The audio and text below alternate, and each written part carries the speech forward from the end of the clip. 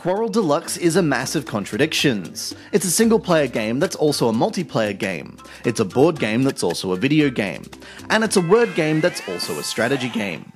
Yet, somehow what emerges from this almighty tangle is something quite brilliant. Initially designed for Xbox Live Arcade, the game arrives on iOS after a protracted development period in significantly different shape from its original form. There's no multiplayer component, yet one is due to arrive in a future update, so Denki has reworked Quarrel into a solo game. By now, you may have heard it described as Scrabble meets Risk, and while that doesn't convey the game's depth and idiosyncrasies, it's a good starting point.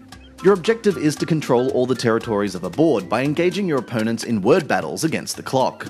Whether a rival is moving into a square you occupy, or you're hoping to capture an enemy zone, the result is the same. A face-off where both players compete to make the highest scoring word from 8-letter tiles. You have a number of troops at your disposal in each square, which represents the maximum number of letters you can use. Initially, your team will typically contain between 4 and 7 members, though this changes as battles are won and lost.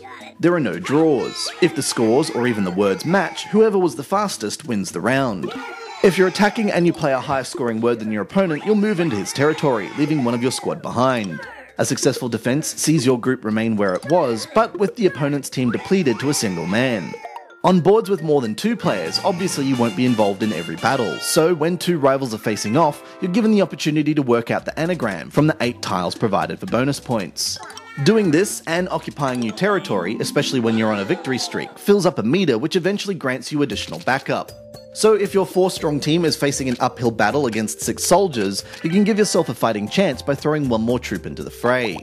Quarrel is undoubtedly conceived as a multiplayer game, and Denki has worked wonders in making it still feel like one.